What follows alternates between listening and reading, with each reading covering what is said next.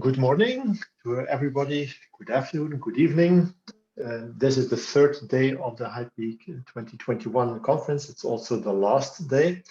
I checked the numbers this afternoon or at noon, and we now have almost 900 registered participants from almost 300 institutions, which is very nice.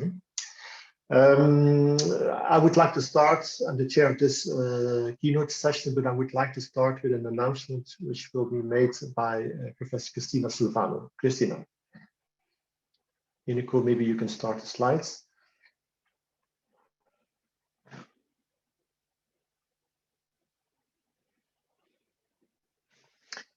Cristina, you're muted.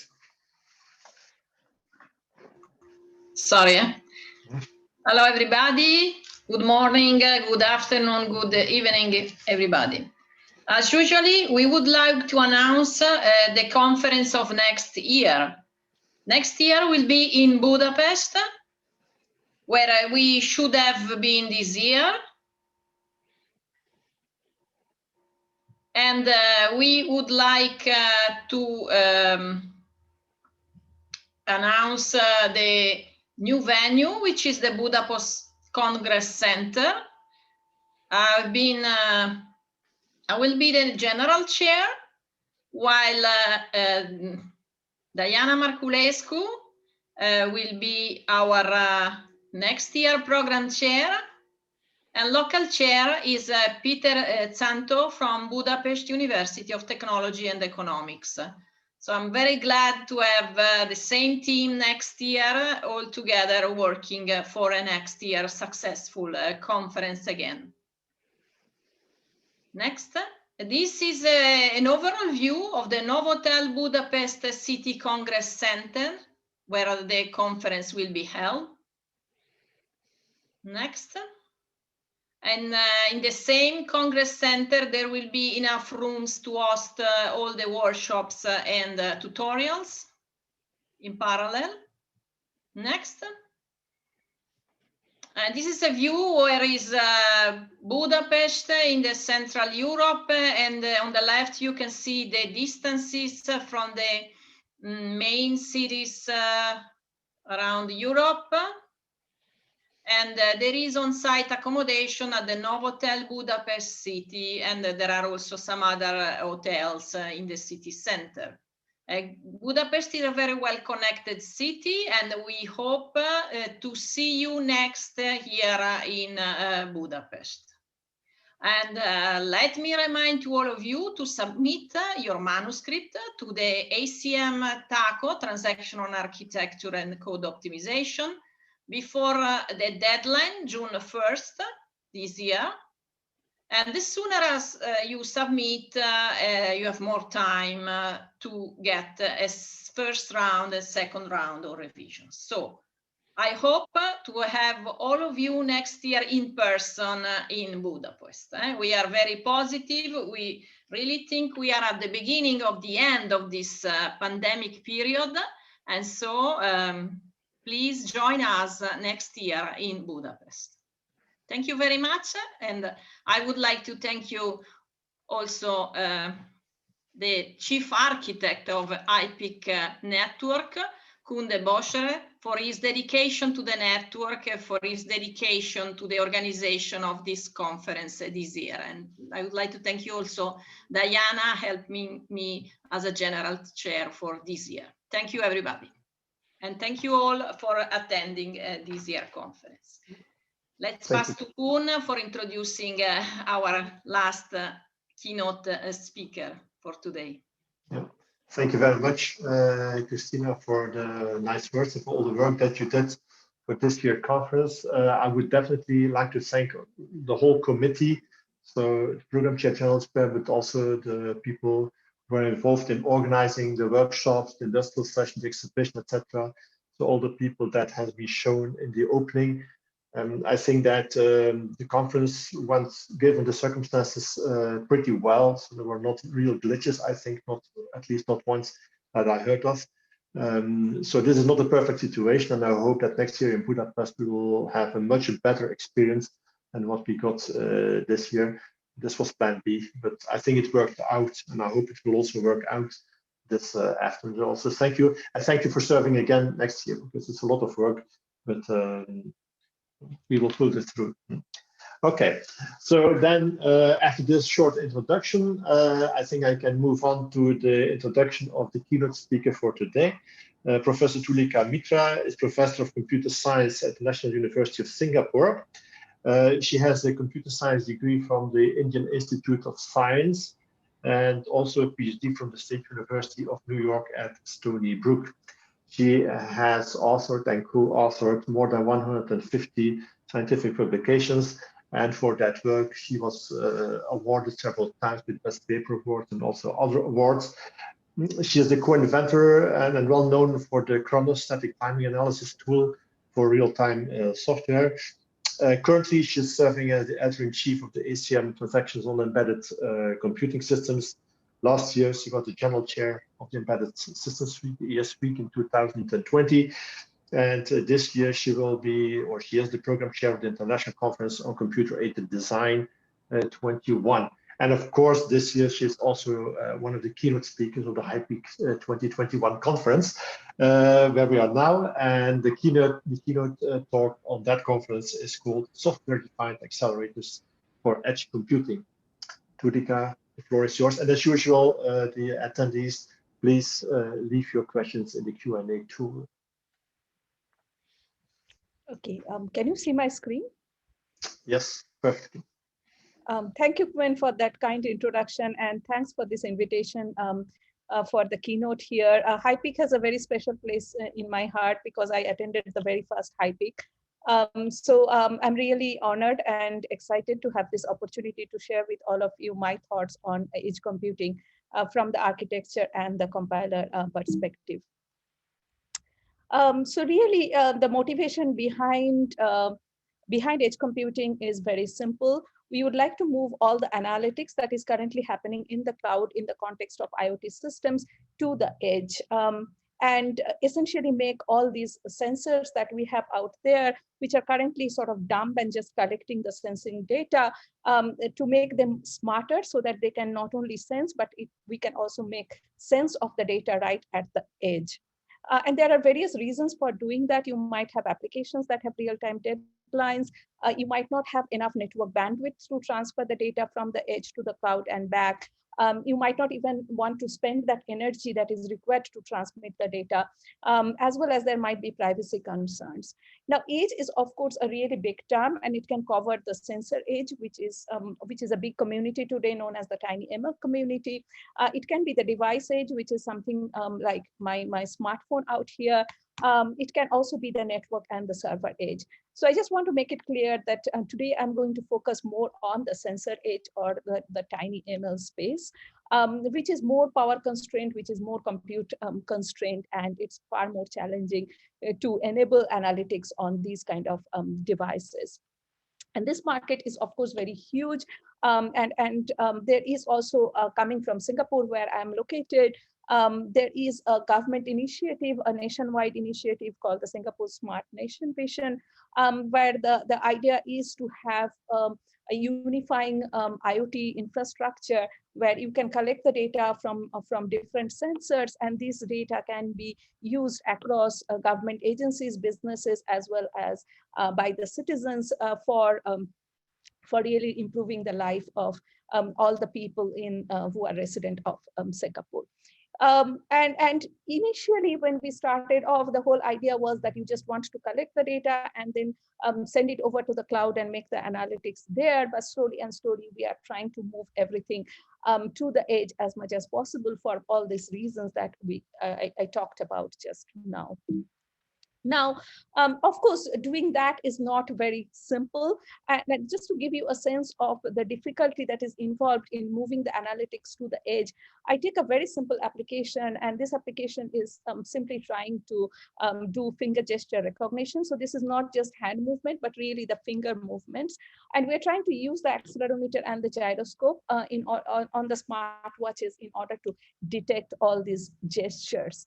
Now, this is really, if you look at the computation that I'm showing here on in this figure, it's a bunch of FFTs, IFFTs followed by a classification. but it has a very strict deadline of about 7.8 millisecond for processing each sample. Now, when we try to implement this on this TI sensor tag device, which has a very simple microcontroller in the form of ARM Cortex-M3, the processing time is 577 milliseconds, which is way higher than what we require.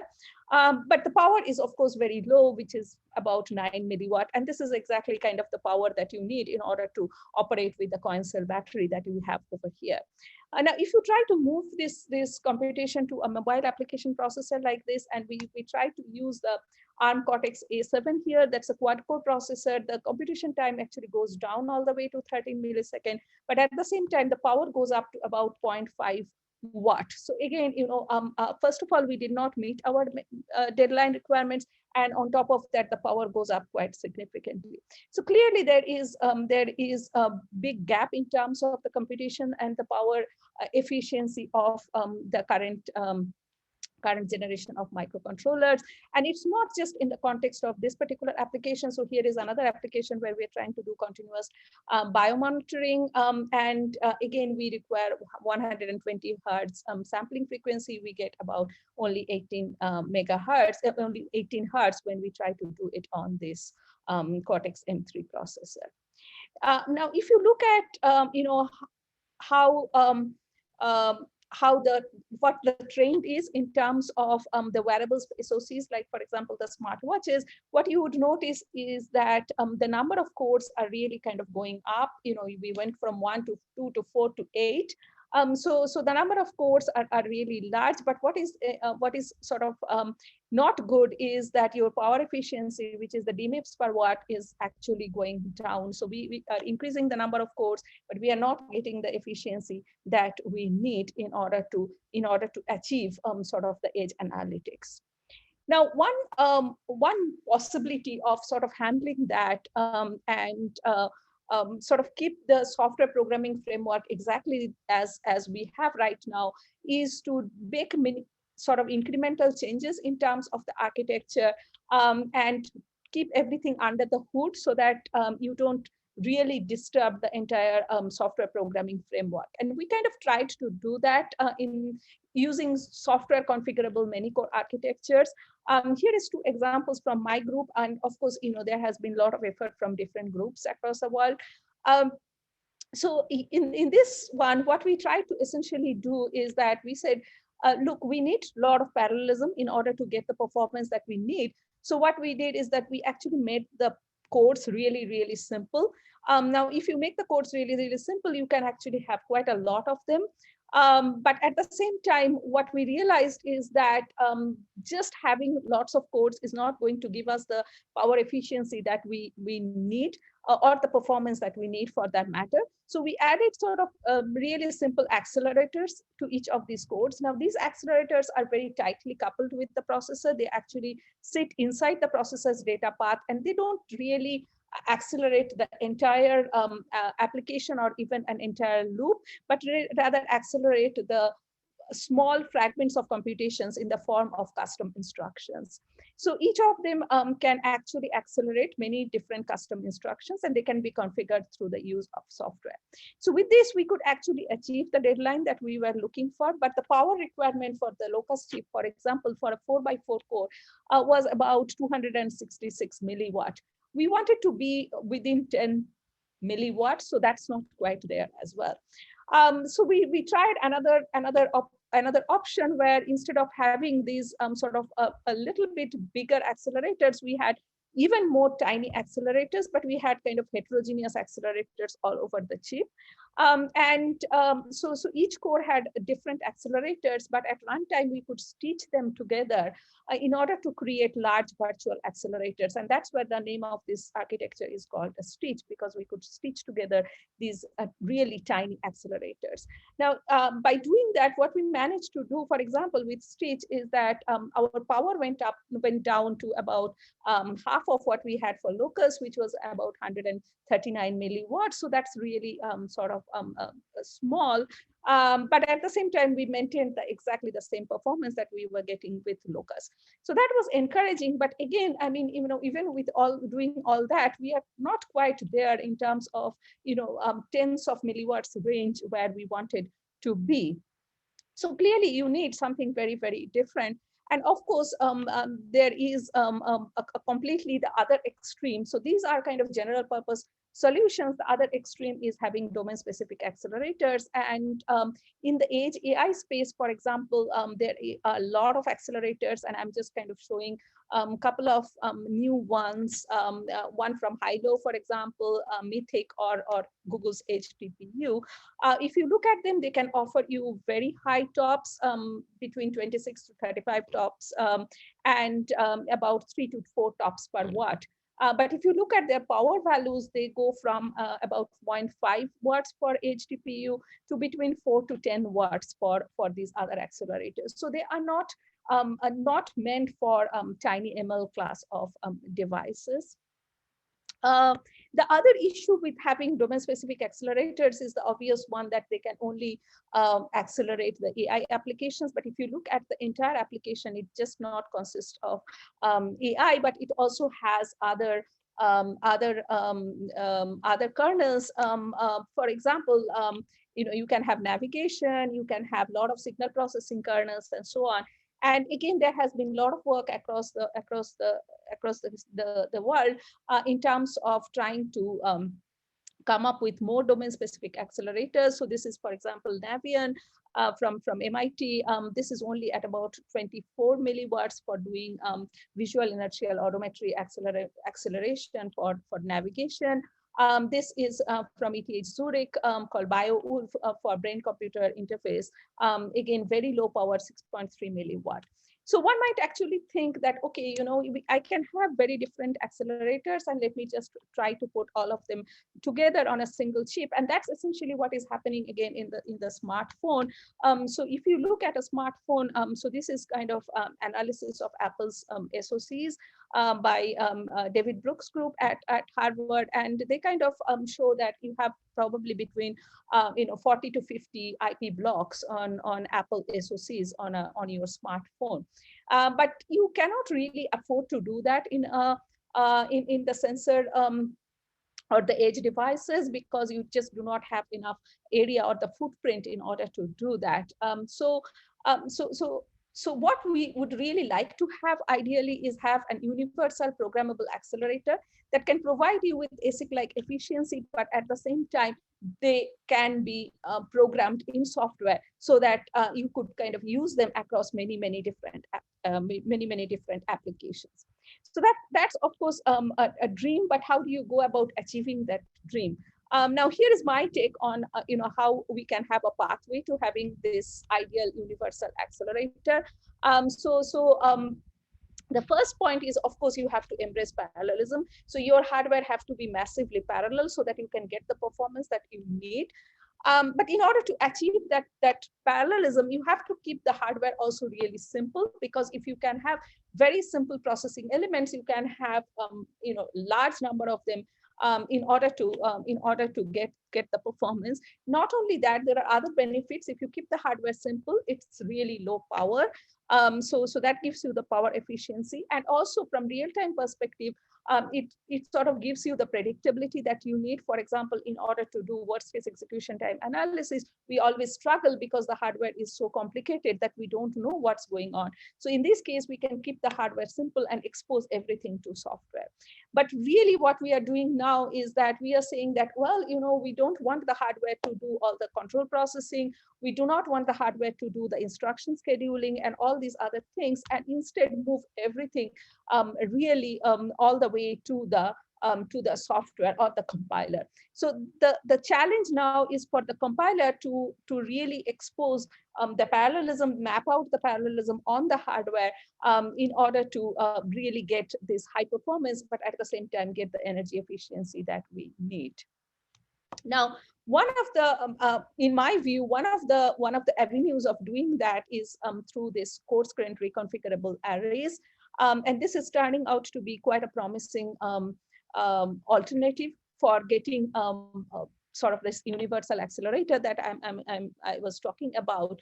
And really what the CGRAs do is they strike this right balance between energy efficiency and flexibility. So on the one hand, you have the ASICs and you have the domain-specific accelerators that can give you a very high energy efficiency, but at the same time, they do not offer any flexibility, so you cannot program them, you cannot have different applications executing on top of them. On the other hand, you have the CPUs and the GPUs, which are completely flexible, but at the same time, they do not offer the efficiency. So the CGR is somewhere in between. So they are not so easy to program unless you have a really, really good compiler, but at the same time, they can offer you a very very good energy efficiency. And there are a lot of initiatives, both from industry and academia in terms of CGRAs. So you have, for example, from Samsung reconfigurable processor, Intel configurable spatial accelerator, and of course, the DARPA project, the large scale project on software defined hardware program. So with CGR is really what you are doing is that you are letting the software define the hardware, and the hardware in this case is massively parallel and very, very simple. So you essentially have a 2D array of processing elements, and the CGRs actually have been there for a long time. Unfortunately, one of the reasons that it has not taken off that well is because of the compiler that needs to sort of put the soul in this hardware, but also because this is kind of a move where we have to move away from the programmable processors that we are used to. And so far, the programmable processors have been doing so well that it has been very difficult to sort of champion something that requires rethinking in terms of the programming stack. So you have a 2D array of processing elements, and each element is really simple. You have an ALU, you have the register file, and then you have sort of a small configuration memory, and you are connected to your neighbors, right? And the whole idea is that instead of having this sequential program that you send to the hardware, and hardware needs to find out all the parallelism, you essentially at the compiler level, you find out all the data dependencies and you extract all the parallelism from this particular application, and then you map it out completely onto the hardware, and then hardware just follows these instructions. So here is a very simplified sort of view of how this works. So you have this loop, for example, with 4 operations, and then you are trying to map it onto this 2x2 CGRA, which is kind of 4 elements. And you essentially map out exactly what's going to happen in each time step and where it needs to go. But the real difficulty of this is that not only you need to map these operations onto the different processing elements, but you also need to route the data from one processing element to the other. And routing is essentially the most difficult part of the CGRA compilation, right? So we try to come up, for example, with an optimal approach of mapping using sort of the idea of graph miner from graph theory, and we published it back in 2012. But the truth is that it's not very scalable. So these algorithms can try to find the optimal solution, but at the same time, you get stuck when you are really you really have to deal with a very complex piece of code. So one of the first things that we tried to do in order to sort of take away some of the complexity from the software and make the hardware more agile was in the form of HighCube CGRA at NUS. And the idea here was that since routing was the most difficult, we tried to simplify the routing. And what happens here is that if you have, for example, these 2 operations that are dependent on each other mapped onto distinct PEs, we actually let the data flow through the intermediate PEs without being parked anywhere. So you can essentially bypass the intermediate PEs. You can have a through train going from one station to another distant station without stopping anywhere in between. And that actually allows you to not only freeze up all these intermediate PEs to do all kinds of things that you want to do, but at the same time, it actually simplifies the compiler quite a bit, not only just in terms of compilation time, but also in terms of in terms of really improving the performance, as in like you can finish much faster your computation. So we actually fabricated this HighCube CGRA on TSMC 40 nanometer process. This is meant for wearables. So this is really a tiny 4x4 CGRA. It takes about 7 milliwatts power. So this is really low power, very simple. But at the same time, we meet the deadlines for most of the applications that we were interested in. We get about 19 milliops per milliwatt. And if you compare that with the Samsung reconfigurable processor, which is also a CGRA, we are doing much better, even though ours is not quite optimized compared to a commercial process. However, as I mentioned that CGRAs have been there for a long time. What is really challenging for CGRAs is there are a couple of roadblocks that you need to kind of handle in order to make it more universal, more applicable. So the first one is, I kind of alluded to that, is scaling the compilation to really complex application and larger CGRAs, which is really a difficult and a challenging problem. Supporting complex control flows, that kind of is difficult at this moment, and also breaking the memory wall. So I'm just going to talk about a few preliminary works that we have done in our group in order to solve some of these problems, but these are really preliminary solutions and we are really scratching the surface, and we need to do a lot more in order to solve these issues. So what is the issue with what the challenge in scaling the compilation? So if you go for a larger CGRA, and you have to, if you want to have a more parallelism, you also need more parallelism from the application. Now, if you have an application and you can see this is the GEMM kernel, if I want to have more parallelism, I have to go for bigger tiles and I have to then unroll the loops. And you can see the data flow graph now really looks very, very complex. And in order to map this loop onto a big CGRA, the compilation can literally take days. Now, one of the sad things here is that actually this particular kernel has a very good structure, but once you kind of unroll this whole thing, you lose that structure, and then compiler is kind of trying to figure out that structure once again.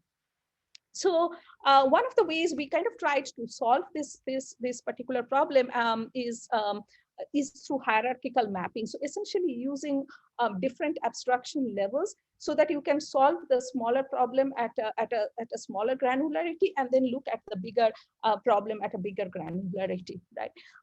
This is a work that we're going to present in date 2021. The idea here is that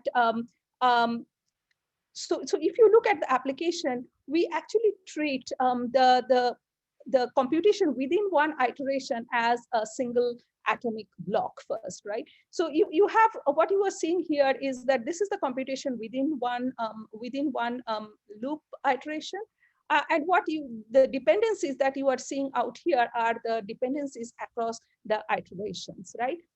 So instead of trying to map this whole data flow graph in one go onto the CGRA, instead what we try to do is that we try to map these iterations onto the CGRA and not bother about mapping the inside of each of the loop iterations at fast.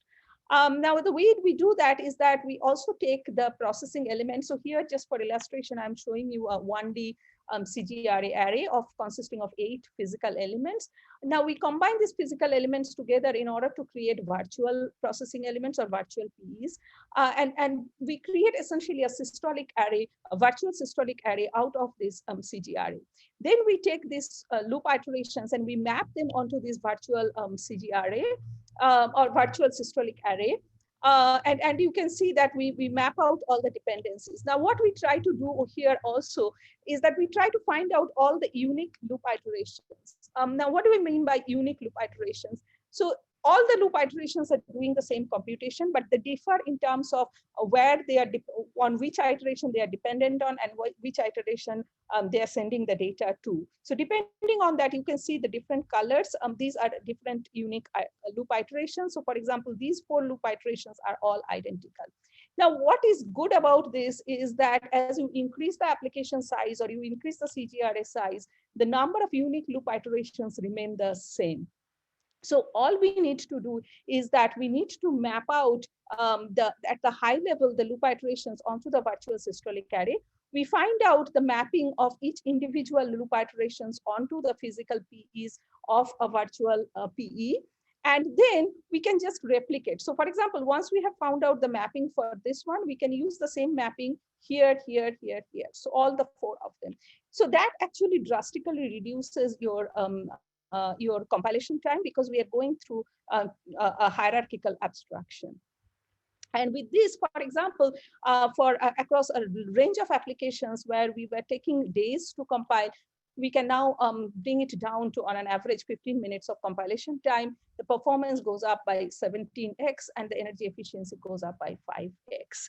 And you can essentially see that this is a completely conventional unstructured mapping that you would do otherwise, and this is using the hierarchical mapping abstraction that actually gives you a much better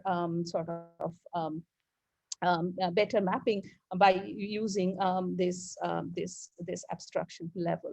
And you can take that abstraction level to another level as well. So for example, earlier I was talking about mapping a loop, but now this is a more complex application in the form of a synchronous data flow graph. So where each of these nodes is actually sort of a loop kernel, right? And we are trying to map this entire application onto a CGRA. And again, one can actually do this kind of hierarchical approach. You can first map the loops, and then you can try to map this entire application by taking each of these nodes as an atomic block, essentially. So so these kind of hierarchical abstraction can actually help you solve the scalability problem that you are facing with the compiler. The second issue really with getting further is handling complex control flows.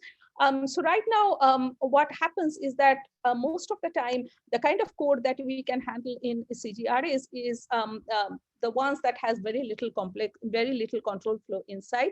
And the issue is as follows. So you can see over here that I have a loop that has 2 basic blocks. And so this is the control flow. You can either go here or you can go there. Now, what you notice over here is that in order to operate the CGRA, I have to map both of these basic blocks out here. Now, even though they are mutually exclusive, they never execute together. But at runtime, I'm just going to choose one of these. So this actually leads to a lot of wastage of resources, because I'm actually reserving a lot of resources. So instead, what we want to do is that we want to be able to map both of them together onto the same set of resources, such that we can get higher utilization. But the difficulty then is that for each PE, I need to figure out that which path I'm coming from so that I can choose the appropriate basic block to execute. Now, if you do that at every operation level, then it becomes a lot of overhead, and that's why we have not been quite successful in handling complex control flows onto CGRAs. Now, one of the observations we made is that all the operations within a basic block has to execute together, right? Because they belong to the same control path or control flow. So once you trigger one operation within a basic block, you should trigger all the operations within a basic block. So that's kind of the key motivation that we use in order to really reduce the overhead, because once we trigger one operation within a basic block, the rest of the operations get triggered automatically without going through a complex process. And then finally, breaking the memory wall. So you can have a CGRA with a lot of processing elements that gives you the compute power that you need. But at the same time, you need to bring the data to the array in order to process it. And this is not just a problem for CGRAs in general. We are seeing this problem in AI accelerators all over the landscape. So really, one of the issues with CGRAs is that you can try to do all the all the address generations and all the bringing the data in and everything on the processing element, but then you end up spending about 50% of your resources on just doing this memory address computation and getting the data in and out. So instead, one of the options that that one can do is have a decoupled access execute CGRA architecture, where you have sort of a software-defined memory hierarchy that can be programmed at the compiler level in order to bring the data exactly at the right moment that the CGRA needs it. So that you can have this very nice coupling between the memory part and the compute part, and they can work in tandem in order to give you the performance and the power efficiency that you need. And you can actually get quite spectacular performance compared to the regular CGRAs at the same area footprint. So we got about 3.7x performance compared to the same sized CGRA, as in the area footprint was exactly the same for the regular CGRA and the CGRA with this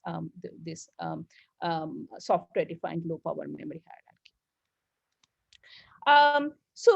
So with that, I kind of, I hope I gave you a sense of what are the issues and the challenges that we are facing in order to really kind of have this, these coarse grained reconfigurable arrays sort of get there in terms of really complex applications and really a lot of parallelism. But the next step is, even though we have been focusing more on just the compiler and the architecture, you really need to move beyond that. You need to really look at kind of a system level perspective, which combines not just the compiler and the architecture, but also the application and the application optimizations on one hand, and then the circuits and circuits optimization on the other hand.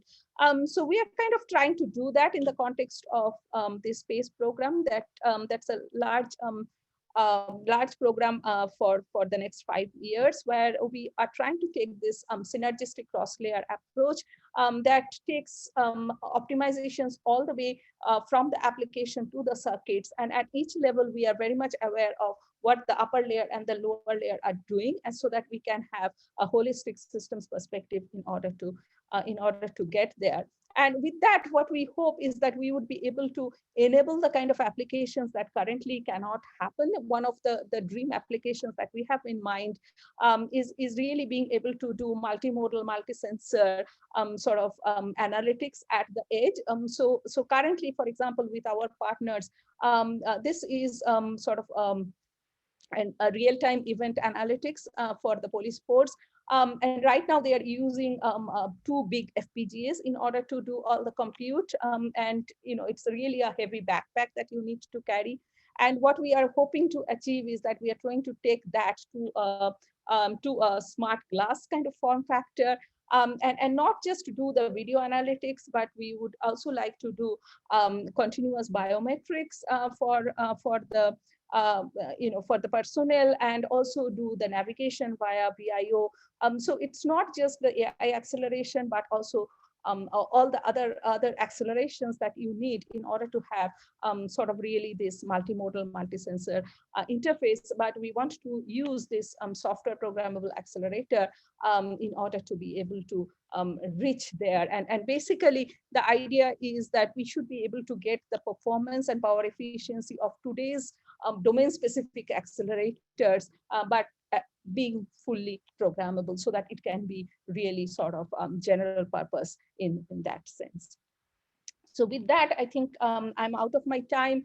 And so I'm going to end here by just acknowledging my collaborator, Lishwan Pei, and also all our students and postdocs and research assistants, as well as the funding agencies.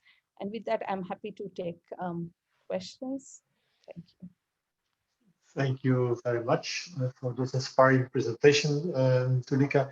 I've seen there are a few questions already, but I will leave time to the attendees to type some extra questions if they want, because I know it takes some time to type them down. So I like your presentation very much. Also the power consumption, it's not only that your battery, but also it has some environmental issues. If you have 1 billion IoT devices And if you can save 100 milliwatt per IT device or 10 billion, you have 1 gigawatt of power that you can save. So that's also, especially if you're talking about big numbers, that's also, of course, an advantage.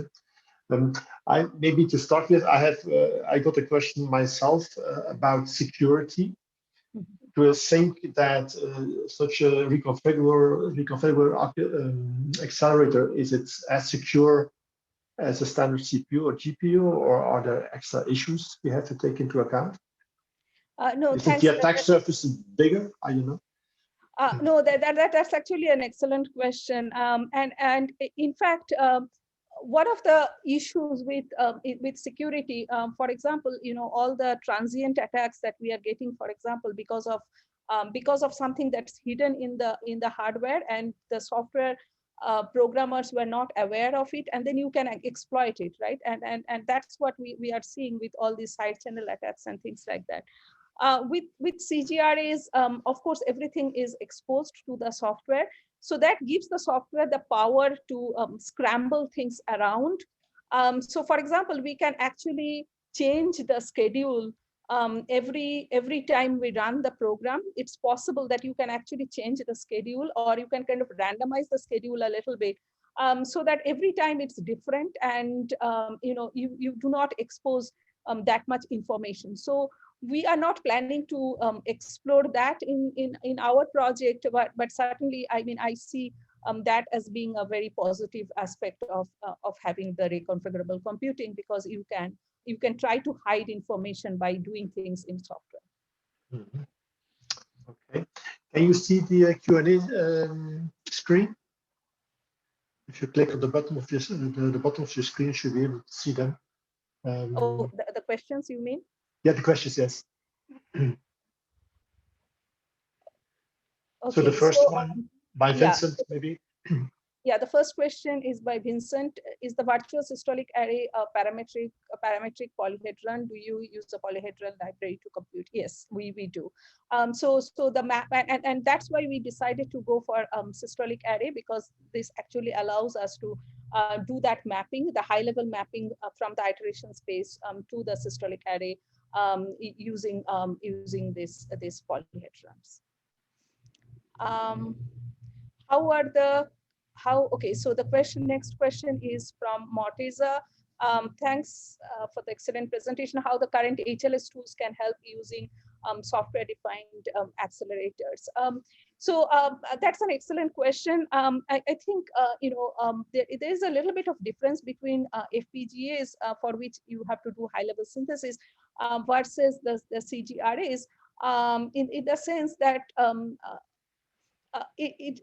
I see this more as a more higher level compilation than high level synthesis, because all I'm doing is I'm actually scheduling the operations both along the spatial axis as well as the temporal axis. So if you look at the FPGA, you are just doing a spatial sort of mapping, because you cannot do the reconfiguration so fast. So you do it completely spatially. But when you are trying to do that, there is a lot of issues in terms of trying to find out what is the area estimate that's going to be there, and your routing can be all over the space. Whereas in case of CGRAs, because you are dealing with much bigger granularity of things, there is much, I would say, a simpler way of doing the high level synthesis. So yes, we are kind of doing a high level synthesis, but this is closer to compiler for a regular sort of parallel processor maybe, rather than sort of FPGAs. Okay, considering the economics, can you state your opinion? So this is from Jasmine. Considering the economics, can you state your opinion if we could expect that reconfigurable hardware will really take over existing processors? And if yes, when could we expect that to happen? Okay, I'll be a billionaire if we could answer that question. But really what I see is that at least in the IoT space for the edge devices, I really believe that we are not going to have these really heterogeneous accelerators. You really need some form of reconfigurable computing, whether that's going to be CGRA, or whether we will come up with a better option. I do not know, but I certainly hope that we would come up with something that would offer that flexibility. Could each block be replaced by a, okay, so this is from Guy Paolo. Could each block be replaced by a tiny microcontroller RISC-V to remove the need of complex compilation, still maintaining a good power efficiency? Yeah, that's a good question. And in fact, I hope I was trying to convey that point by at the beginning, I presented two architectures, Locus and Stitch, that we worked on, and those codes were far simpler than RISC-V. So they were really sort of like ARM V3 V3 instruction set architecture, which is really the simplest sort of core that you can get. But we were not getting the performance because still those codes need to do the fetch and decode and execute, which kind of takes away a lot of power. So yeah, so I don't really kind of see that as being the pathway. I would see more stripped down processing elements, as you are seeing in coarse grained reconfigurable array, as probably the better way to go in terms of getting the power efficiency. Okay, so the next question from Mauro, talking about software-defined accelerators, is it easy to imagine a future perspective of self-defined accelerators capable of autonomously adapting their own microarchitecture to the computation kernel being done? Are you looking at this perspective, and in general, what your opinion about this? Thanks, that's a great question, Mauro. In fact, that's our goal in the PACE program, that what we are hoping to achieve is really not keep the computation and put it onto the architecture, but rather as the computation comes along, sort of being able to let the computation sort of come through the network and define what you want to do. I'll just give you an example. So currently what we do is that we map the computation onto the architecture and we let the data flow through. You can turn it on its head and you can say that let me map the data onto the architecture and let the computation flow through. So in that case, it can be any compute and that can actually work on this on the fly. So yes, I think that's very much one of the directions that we have to go, especially if we want to solve the memory wall problem. So thank you, that's a great question. Okay, no, would CGRA be more resilient to failure because of the redundancy of PEs? That would be important for critical applications. Yes, absolutely. So we can have, those PEs, if they fail at compile time, we can simply sort of bypass those PEs and still have enough to go through. Martin, thanks for the, can you explain more the CCA 4X improvement and the CGRA and the Samsung SRP? What do you think about combination of CGRA and VLIW as it was done in the IMEC ADREC processor? Right. In fact, the Samsung reconfigurable processor is exactly like the address architecture. So it also has this VLIW and then combined with the CGRA. But the reason that HighCube actually got almost 3x improvement compared to the Samsung reconfigurable processor was because of our network, which was more efficient. So instead of just being able to do a neighbor-to-neighbor communication, as I said, that if you have two distant PEs, we can actually bypass 3 intermediate PEs, but keep this clock cycle exactly the same. So this bypassing is hugely advantageous for two reasons. One is that we are freeing up all these intermediate PEs and they can still do computation. So that's kind of a great thing. And second, that we are able to reach far away PEs in one clock cycle. So that reduces our so-called initiation interval. So we can actually kind of compress the computation because those dependencies get compressed. And that's the reason we actually got this improvement. Okay, the last question I think is from Anirban. Is it possible to use machine learning or deep learning to do transfer learning at that low level computation? Does the problem you present is an optimization problem? I'm sorry, Anirban, I don't really probably understand this question. So if you are asking that, yeah, currently we are only targeting inferencing at the edge. But yeah, of course, one actually has to kind of go beyond that and um, go beyond that and be able to do sort of incremental learning on the go, especially if we want to do customization. For example, my smartphone currently cannot understand my sort of accent very well. So for all of those reasons, there are very good reasons for doing the context sensitive sort of learning. So yes, that needs to be supported. But also one needs to kind of do that transfer learning. Yeah, so essentially we need to kind of support that transfer learning, and the accelerator that we are designing can do that. It's just a question of mapping your computation onto that platform. I have a question, Tulika. Okay, sure. I mean, thinking about the keynote of the first day on processor in memory, could you see and could you comment on the possibility to exploit processing in memory solutions combined to CG arrays? Yeah, yeah. Thanks, Christina. No, absolutely. So currently, we did not consider sort of having. So right now, the HighCube architecture, what we have is that we have an on-chip sort of memory bank, and we need to bring the data to that on-chip memory bank, and from there it goes into the array. But the next generation, what we are going to look at is having really small amount of memory associated with each of these processing elements. So you need to distribute the memory. That's very, very important. So yes, I mean, this is kind of essentially, I think, a very ripe for this kind of architecture is a very good match for in-memory computing. And certainly, I mean, even in terms of non-volatile memories and stuff like that. So yes, yeah. Thank you very much, Tulika, and thank you very much for your very nice talk. I don't know if there are any more questions, Kun, on the chat. I think also in the interest of time, I think we answered most of them. Yeah. So I would like to thank you, Tulika, for your very inspiring keynote.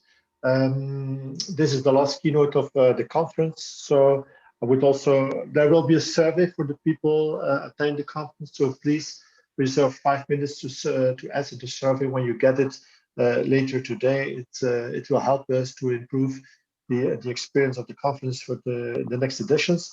So thank you very much for attending the HighPeak conference. For everybody who is in the meeting here, enjoy also the last afternoon of the conference. It's not done yet. We run until tonight. And for those interested, also enjoy the inauguration of the 46th President of the United States tonight. So thank you very much. We will close this meeting here and enjoy the rest of the conference. Bye-bye, everybody. Thank you for attending. Thank you.